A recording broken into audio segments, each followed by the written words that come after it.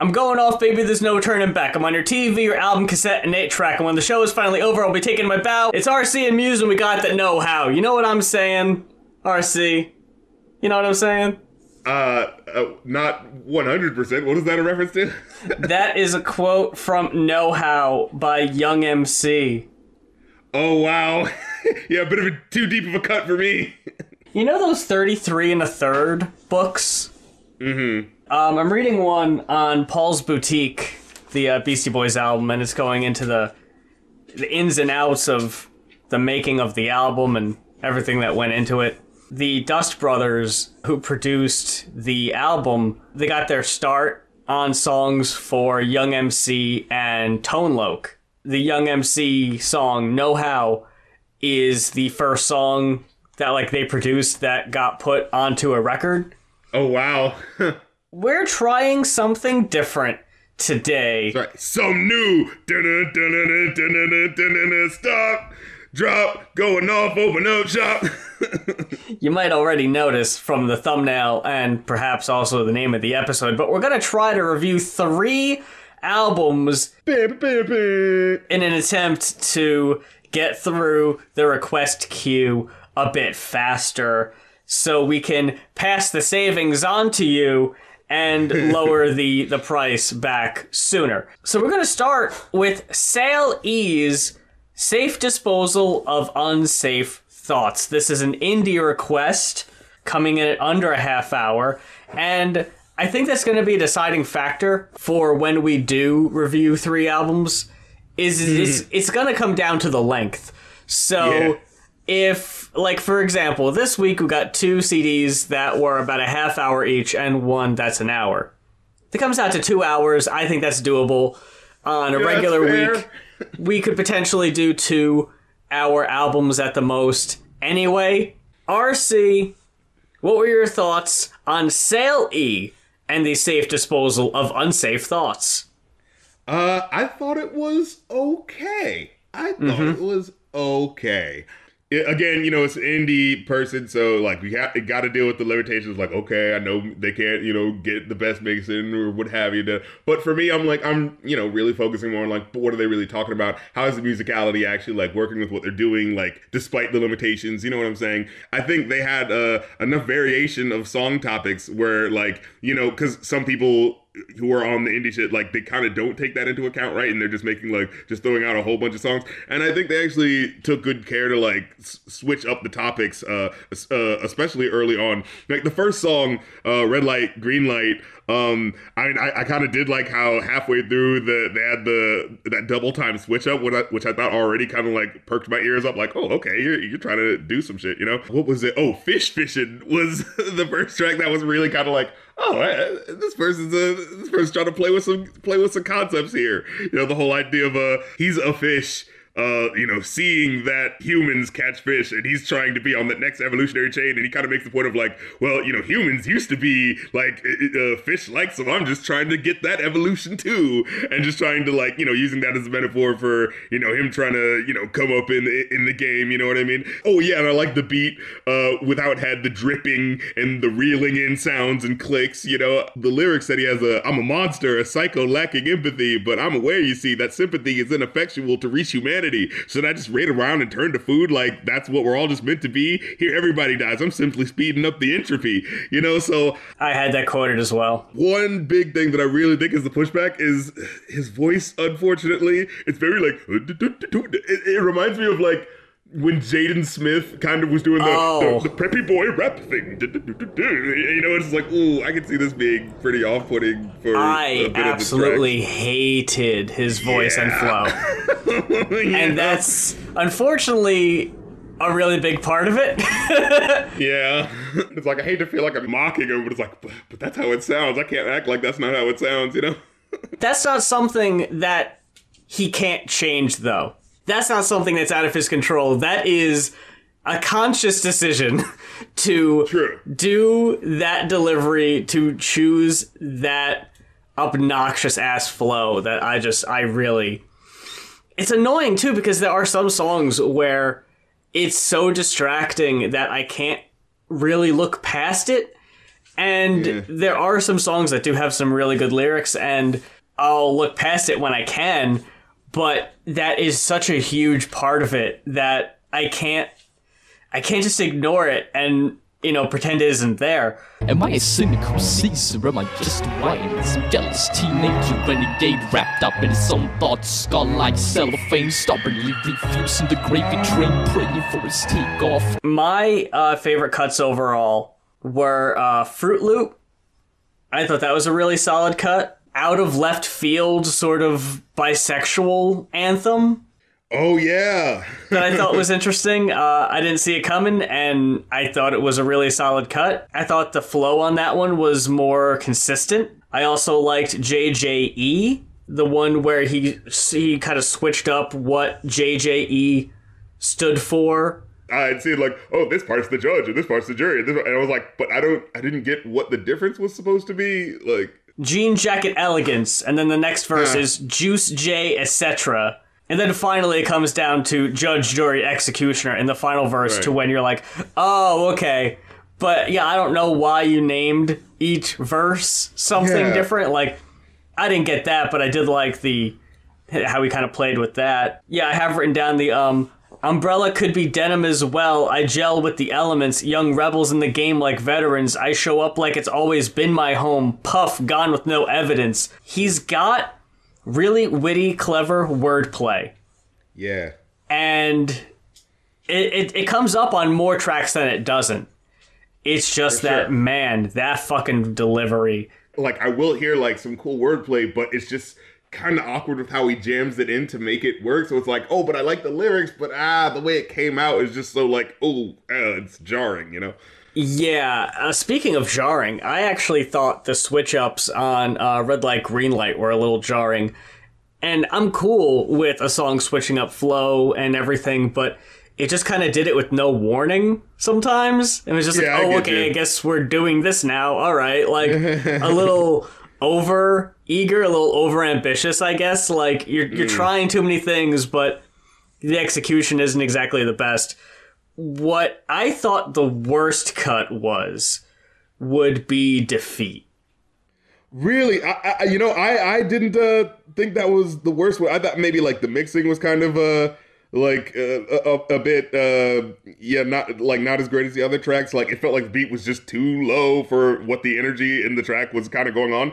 But I actually enjoyed it, I think, more because of the concept of what it was, and also just kind of the fact that it was like the song is literally about him hating his limitations, and having no resources. So, like, in that level, it kind of popped out as a track to be like, you've heard this album so far, you know that I'm limited, and I'm fucking angry about it, and I noticed too, god damn it, and I'm mad about it, so it's like, I think it kind of hit me on that level where I was able to enjoy it, like, where he says, looking up to millionaires playing stupid and contagious, are you actually good, or are you just famous? And is he who's neither anything to hold highly? Am I a cynic who sees, or am I just whiny? See, it's a thing though, right? Like, you could read me the lyrics, and I'd be like, wow, yeah, that's dope. Because you're not doing it like he did it. Yeah. Pop Style Freestar and Defeat were the 1-2 punch of the worst cuts.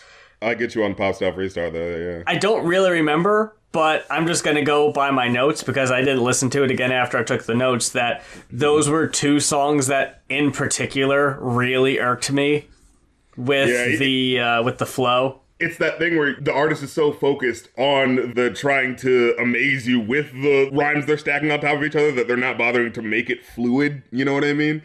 And I liked the production overall. My only complaint is that at times, on some tracks more than others, it sounds kind of dated. Especially on tracks like, I think it was the second one, Plugged In.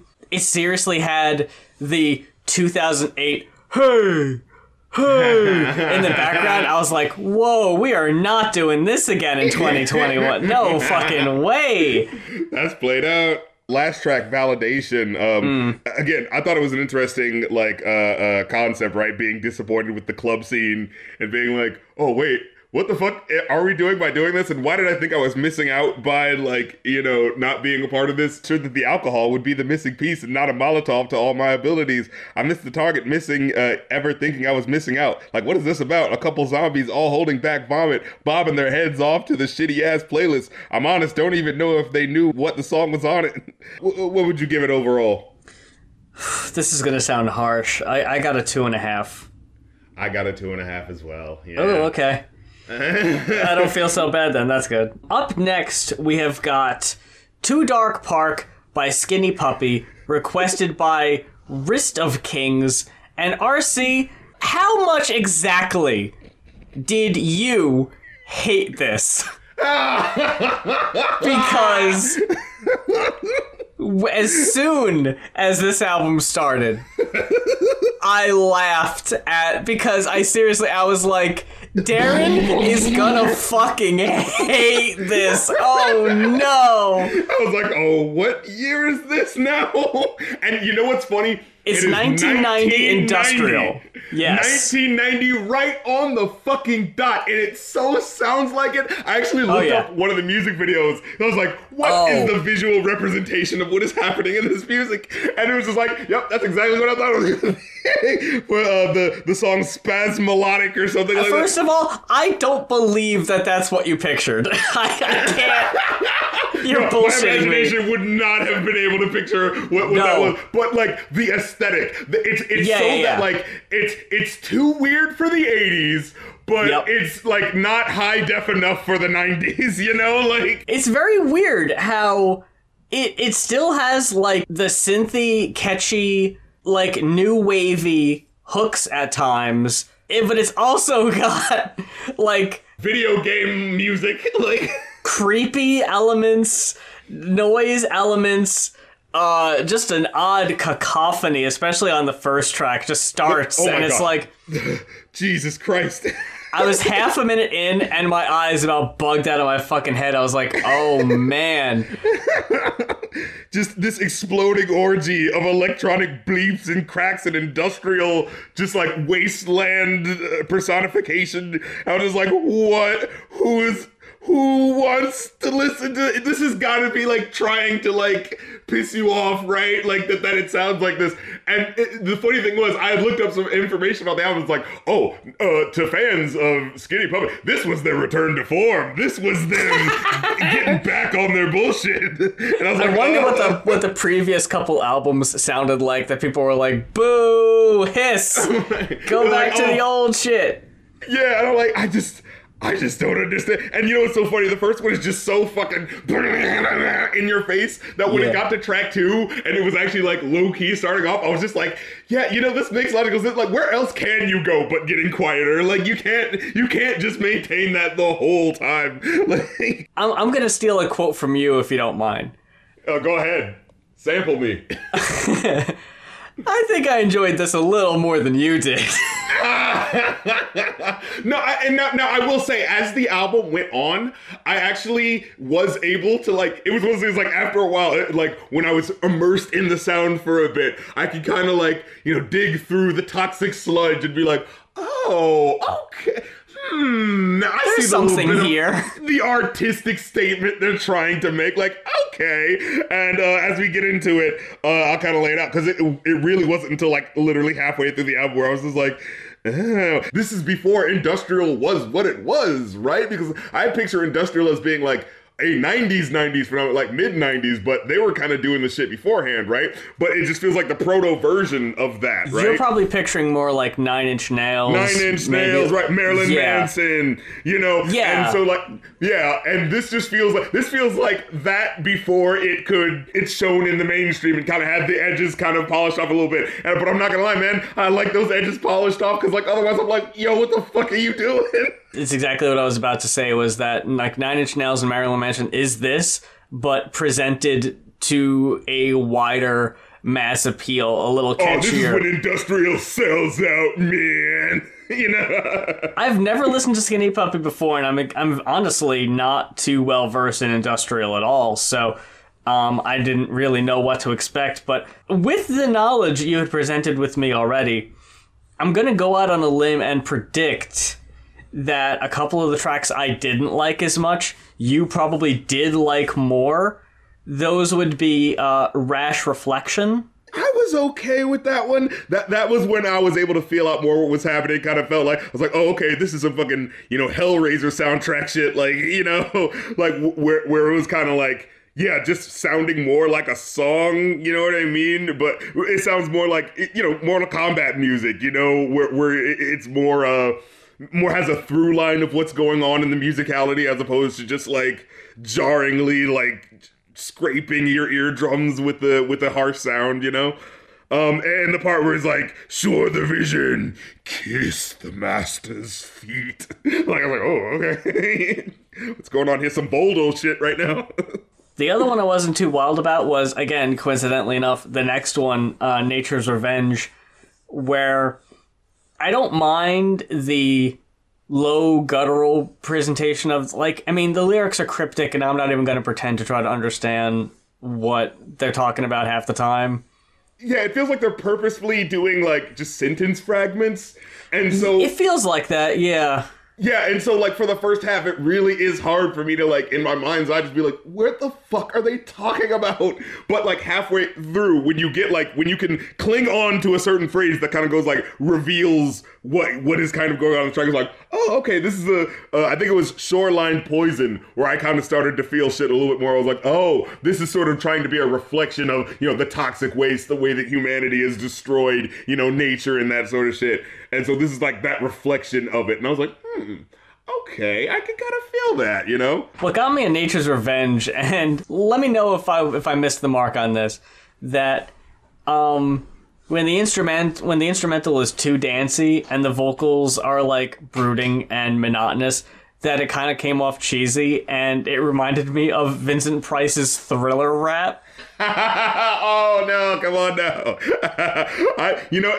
That oddly enough, yeah, because I felt the opposite. I felt that it was at least like cohesive, and maybe it just felt like a sense of normalcy to me, where it was just like, oh, this is kind of sounding like what songs like on the underground scene, but like that I could recognize kind of sound like, this track especially sounds like a heaving ghost caught in a digital, I don't know, fucking Lawnmower Man world or some shit. Like, I was definitely absolutely here more for the weirder, more abstract. My favorite cuts overall, the ones that got the highest ratings would be Spasmodic, as you mentioned earlier, Shoreline Poison, as you also just mentioned there, TFWO, Reclamation, Tormentor, and even Convulsion. Those that got really high ratings for me too. Those two that I just mentioned, the Rash Reflection and Nature's Revenge, those got the lowest reviews. But even then, they're still just kind of like mid to me, not really like registering as,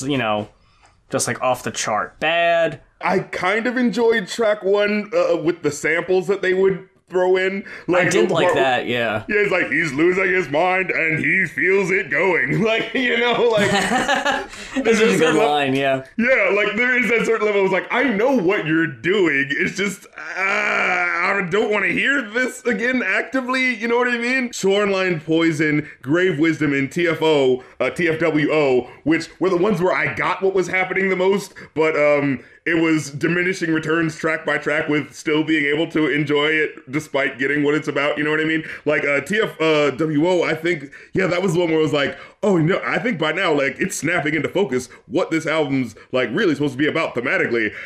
I still don't enjoy it, but, like, I get the charm of what the weird aesthetic is kind of going for, you know what I mean? Oh, yeah, it was Shoreline Poison. I really think that was the highlight for me, because that was one where the lyrics were the clearest with what was happening. Waste the given gift, the natural cure, in an age of reason gone bad. Mourning in between the cold stone, ashes fall upon the wretched chosen ones. 100 megatons evaporate those chosen. Vaporize case in point and deserving it. Vaccinate all strangers, then whispering, crushed velvet corpse, grind waiting underneath and returning to the earth. And I was like, oh, fuck. Like, that was when I was like, oh, this is about nuclear annihilation. Oh. And then at the end, again, like, I think the samples on this are just the best parts. They are the highlights for me. I think especially at the end of this track, where you hear someone going like, oh, it gives off an orange cloud of light and just floats right out of the city. Wow. And it's like that. It's like this sort of someone admiring, like, wow, that looks beautiful, right before it comes crashing down on them. You know what I mean? Yeah. So yeah, when I was able to put it in my mind's eye what was happening, that's when I was able to enjoy the tracks the most. When it got to Morpheus laughing, I wrote my note. I was like, okay, is this music making me go insane, or are these weird lyrics actually starting to make sense? Like, that was also when I was only kind of lukewarm on Grave Wisdom and Morpheus laughing. It's the ones where I feel like they're holding back a little bit are the ones I ended up being like, but I still end up liking the instrumentals of just about all of them. You know, you didn't like Reclamation. That was actually one of my more favorite tracks because it was such a departure from everything else.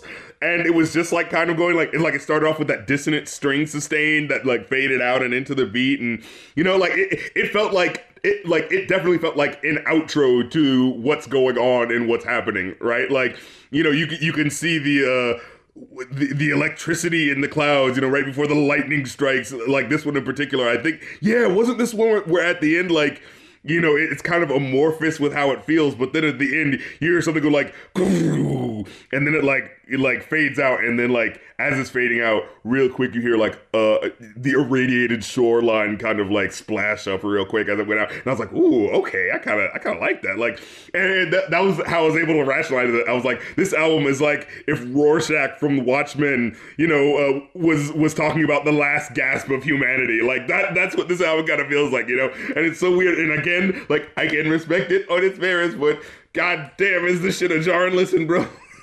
Yeah, I feel like it's not something I would listen to all the time, for sure, but I won't lie, this made me want to check out what else they've done. I want to see what, you know, the previous albums people thought were, you know, not too hot on, and I mean, if this was 90, like, I'm curious what they've done since. I walked away with a 4. How about you? I gave it a 2. I can't lie to y'all, bro. I mean, I'm not surprised. Like, the enjoyability factor it just wasn't that high for me, and I can't act like get that. You know, just because I understand what it's about, you know what I mean? Like, we're heading on to Teens of Denial by Car Seat Headrest from 2016. And RC, I think it was all leading to this. Twin Fantasy, Teens of Style, Teens of Denial, though. Ooh. You are not about it. I ordered a copy. What are you talking about? Oh, I was about to say, I thought you were going like, No. No, this album is really fucking good. I was all about, let's see, Vincent is phenomenal. Destroyed by Hippies, I really like that one.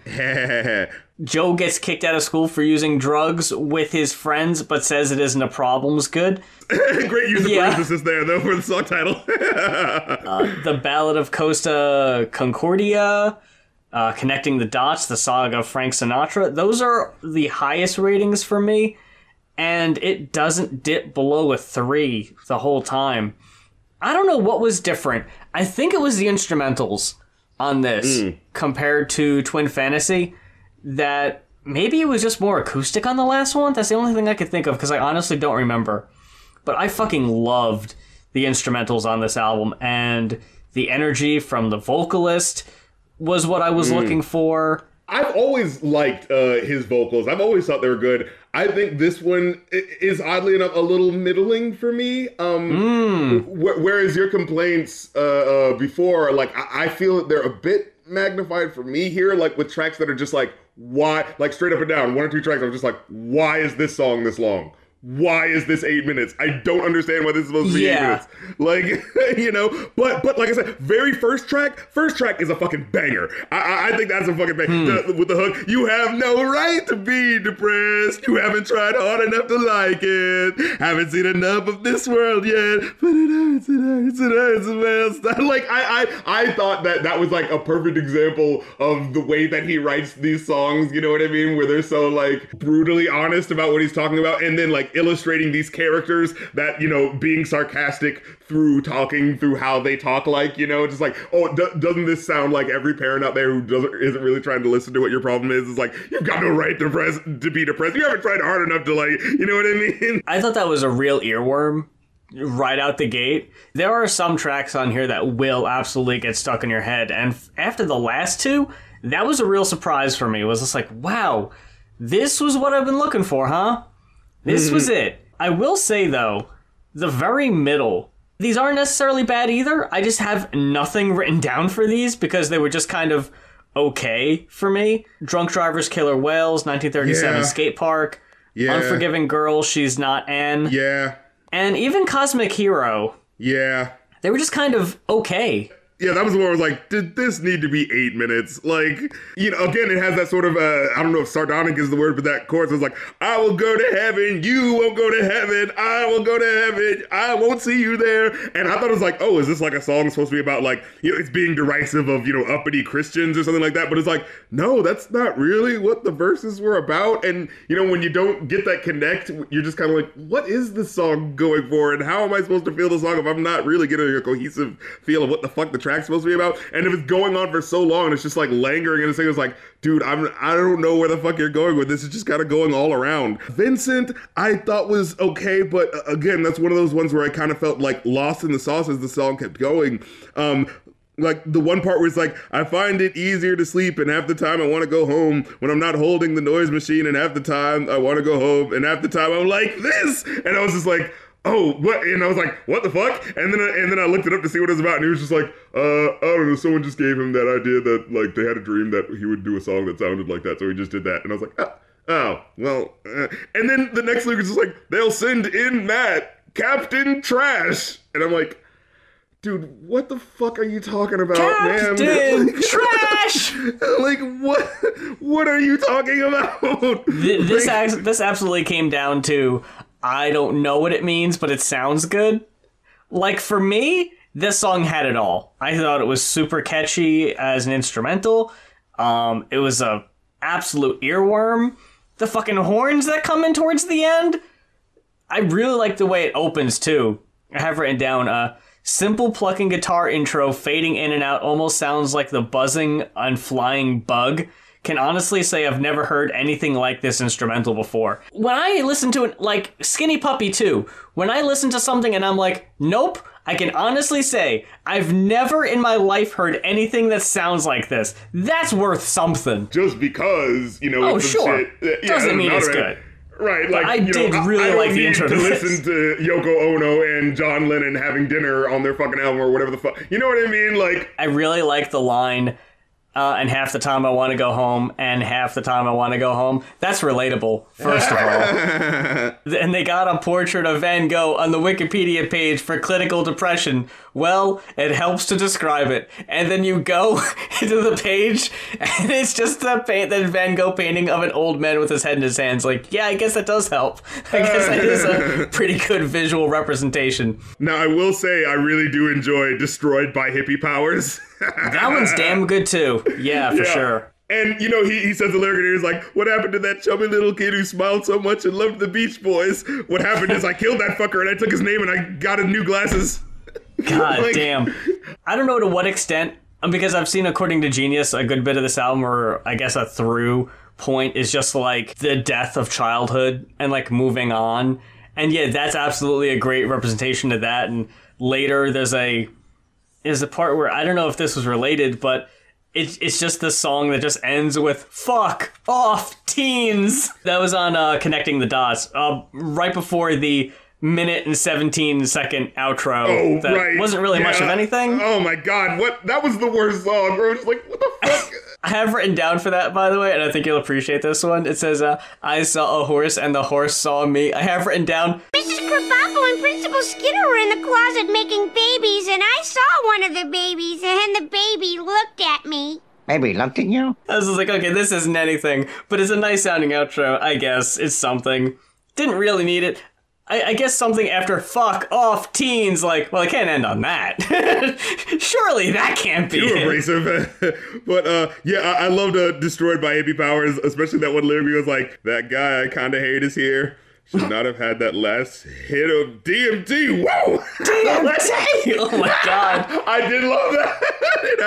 And of course the hook of that was so great. When I heard the like the name of it, like, oh man, this isn't gonna be like a hippie punching song, is it? Like, oh damn hippies, they think they're gonna change the world, but all they do is smoke pot and smell bad. It's like, okay, well, what are you doing? Yeah, exactly. But no, the song is more about how I've been enticed by it, and I love the shout out to the Beach Boys, because that was how this whole journey started, wasn't it? When we listened to that first song, and I could never get it out of my head. Haven't looked at the sun in so long, I've forgotten how much it hurts to. Like, that is the most catchy shit, and I have never stopped singing that ever since we did that review. That's like my favorite thing he's ever done. At one part where he's like, I laid on my friend's bedroom floor for an hour, and I tried not to piss my pants, and then I saw Jesus, and then he said, who are you to go against the word of the Father? And man. And then when he switched it in the second verse to be about his actual dad, like, talking to him, I was like, that's the type of lyricism I like, you know what I mean? That fucking who are you segment, so fucking good. Oh my god. So clean. I love when he has points where he's just like, he's clearly like singing and playing in his vibrato and hearing how the twang of his vibrato fits with how the vocal effect is kind of like switching and changing. You know what I mean? I love those little points. Those are the real pockets of sweetness for me. Last Friday, I took acid and mushrooms. I did not transcend.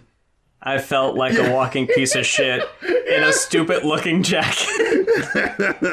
I feel like I'm going to look like a hypocrite because of how much I didn't like Twin Fantasy. And people are probably going to say, well, he's doing the same fucking shit on this album. Why do you like this one? And he didn't like the last one. I don't know. I don't know and I don't remember. One thing it's different is I think the instrumental was a little bit more rocky on this one. And also, because I'm not a fan of this guy's like fucking mumble mouth delivery half the time. When they got like the distortion on the vocals, I love that sound. When it sounds like it's clipping almost, I love that. Mm-hmm. And they do that on a lot of the tracks. Actually, they do that on Destroyed by Hippie Powers.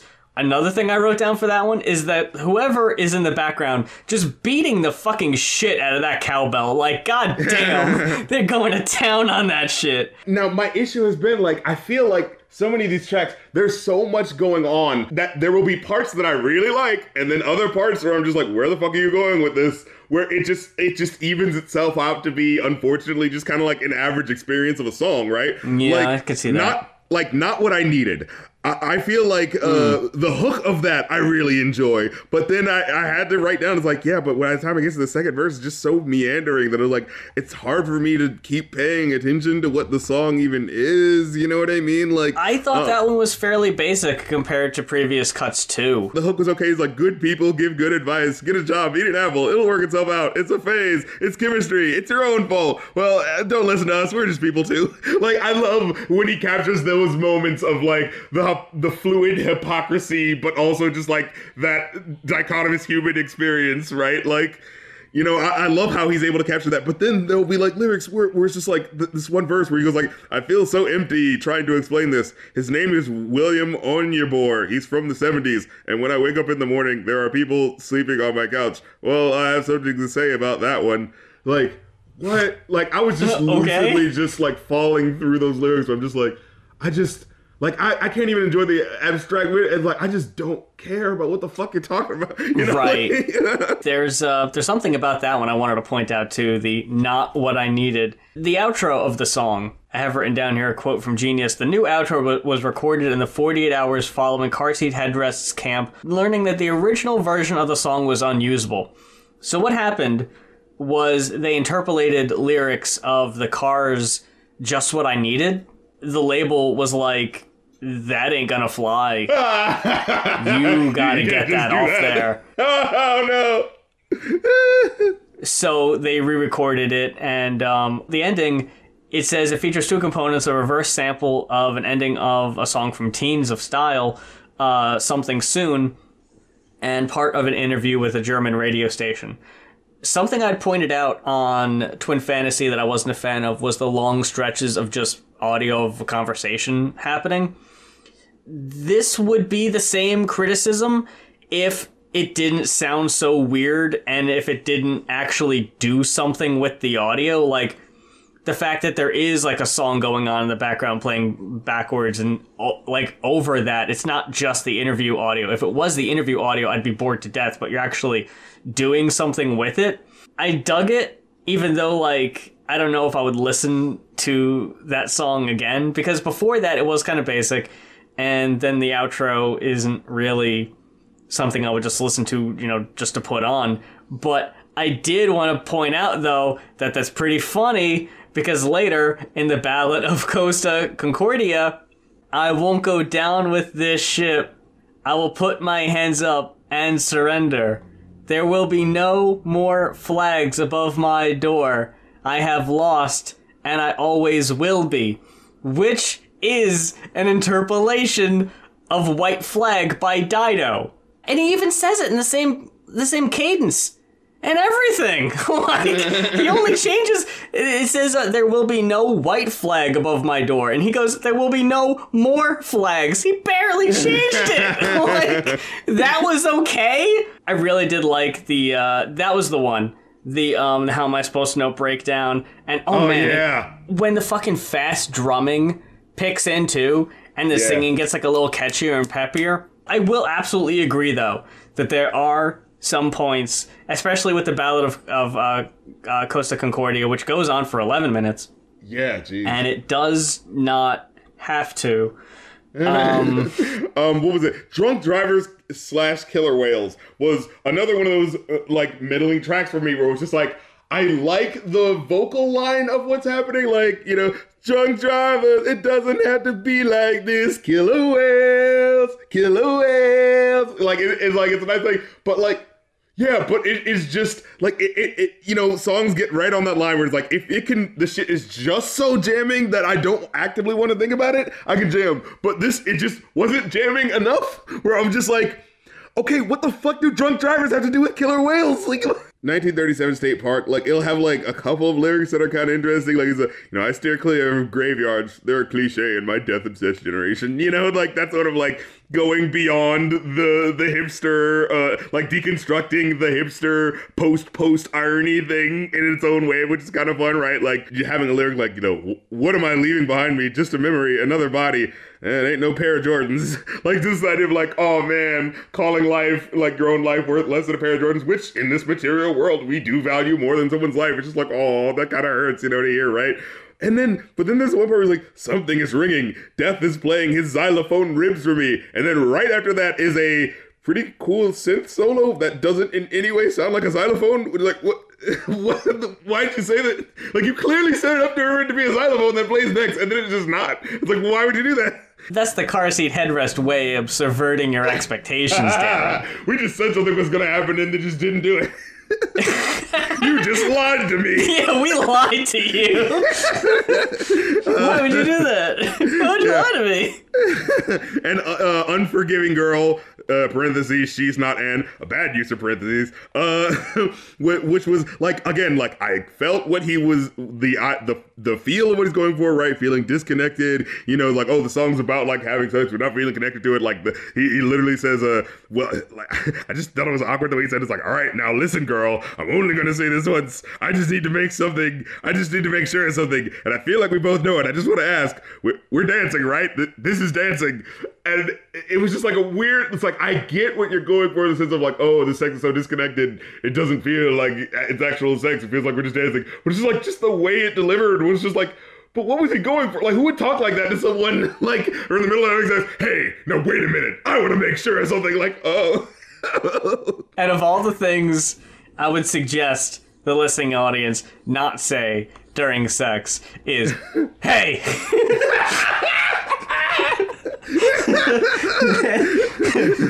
I'm only going to say this once.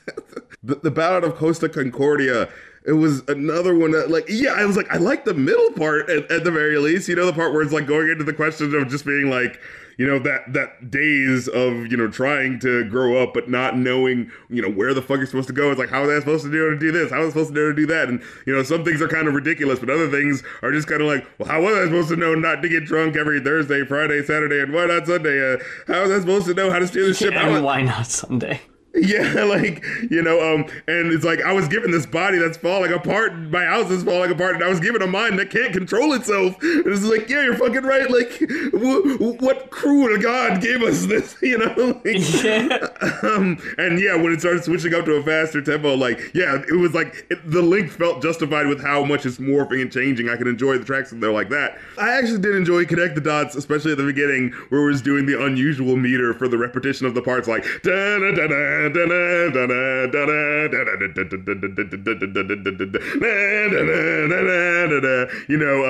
it up every couple of couplets, like, so yeah, like I was able to enjoy the stuff, those moments and what they were. But yeah, like I said, some tracks, they just kind of like meandered in the middle, so it just kind of felt like but I enjoyed that part, but is it really worth going back to for all of what is going on in this, over bloated kind of bit? And then, yeah, Joe Goes to School, title, I don't even think it was related to what was going on in the song, because it seemed like it was just about his life, actually, I think. Because like he says, yeah, at the very end is, I thought it was maybe going to be a bit about fame or something, or just like held my hand out like there was something in it, managed to touch it, did not seem interesting. Then a car pulled up, so I split the scene. I am a tourist attraction biking down Dog Street. And like, it felt like that was like a bit of, a nod to the idea of like, oh, wow, if I'm like, a person who's well known, I can't just be a person in the world because like people know who I am. So I am an attraction, like I can't just be a person walking about my day. I am, a tourist attraction now, and it's like, ooh, that kind of cuts as like, oh yeah. Like, when you're able to get someone, that song by Justin Timberlake and Jay-Z, where she's like, oh, fame, woe is me, fame is so hard. Like, it's like, yeah, sure it is. But when you have like a lyric like this, it actually gets you to feel that like, ooh, yeah, that would suck to just like not be able to have that. Like, yeah, I get that. That's when it can pull me in.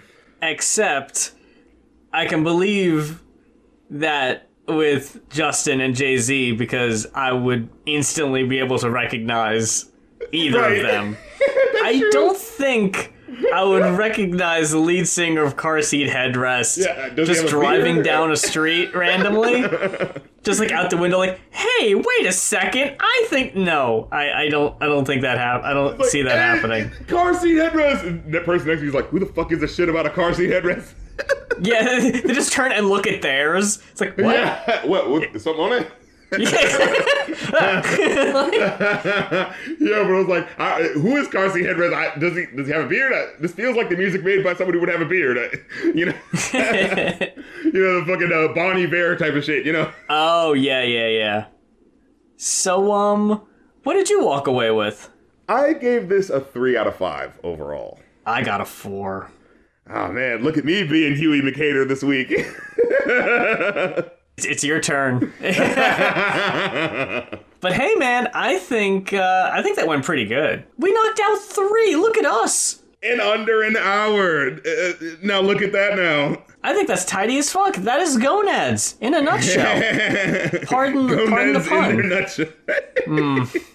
Look at that. But that about does it for this week's episode of Going Off. Thank you so much for spending your time with us and listening to our little show. And we hope you enjoyed it. And if you did, why don't you check us out on all of our YouTubes and Spotify. And you could follow us on Spotify so you don't miss a new episode. You could follow us on iTunes or Apple Music, whatever it is now. You can give us a 5-star rating if that's still a thing people do. We're posting the video versions of the podcast to the Riffcoms YouTube, so you can subscribe to that. But as most of y'all are already aware, I'm sure by now, RC has a YouTube as well that posts the music reviews and whatnot. But you've also got the stuff going down on Twitch. You're posting stuff all over the place. Give the folks a little refresher. Yeah. Well, like I do post on Twitch, but lately I've been on streaming actually just on my normal YouTube channel. And it's like one thing was like, where, okay, I was on Twitch because the OBS had been registered with Twitch over here, and then I just switched over to YouTube to see if it could happen, and it was just like, well, it would be too much trouble to switch it back, so now I'm on YouTube for a while. That kind of fucking OBS. Yeah, I get you. Then, of course, patreon.com/rapcritic, where you can join, see episodes early, and get to listen to exclusive episodes of my movie podcast, Review Anew, and get to join the Rap Critic Discord and chat with fellow fans. There's a whole bunch of people on there, and they be talking about all types of different stuff. They're quite the meme curators I've got on my on my Discord. So, you can always see what's hip and what's hot and happening on the meme side of the internet. If you want to request something, a music video review or a movie review or a stream review, you can go to ko-fi.com/rapcritic. That's specifically for that. And, I'm working on a bit on my music thing, but, I'm being a little hush-hush on that because, it's like, I want to be close to like, the vest. Exactly. No problem with that. I want to make sure I have something ready before I start speaking up about it, when I'm still in the middle of, still in the lab tinkering and whatnot. Like, I don't want to be saying, oh shit, there's some finished shit. And it's like, well, where is it? What's going on? But I will say, on my Patreon, I did upload, not one, not two, not three, not four, but 5 demos of some tracks that are going to be, maybe need a little extra polishing, but they're going to be coming to you soon. But you get to hear what those demos are now. And in fact, one of the tracks is actually like straight up legit completed. The Royal Jelly joint, that is straight up on there. So you can, be one of the peeps who gets to hear that joint early. Get with it, act like you want it. RC out here feeding the folks. Exactly. Giving the people what they need. 5 fucking demos. I went this whole time and I didn't even give out our Ko-fi so people could request albums. Like, that should have been what I led with, but I completely forgot about it. But it's Ko-fi, ko-fi.com/goinoff. That's GOINOFF. That's how you can request an album for us to talk about. We currently have just over 40 in the queue, so it's still a bit elevated, so the price is still reflecting that. But if we keep up churning out these requests as often as we are, and if we happen to do a couple, three review shows here and there, we'll be able to get that queue knocked down even faster. Before you know it, until next time for Going Off, I'm Muse. And I'm the Rap Critic, and I say, happy holidays. Happy Kwanzaa too, from me to you. Happy holidays, you guys.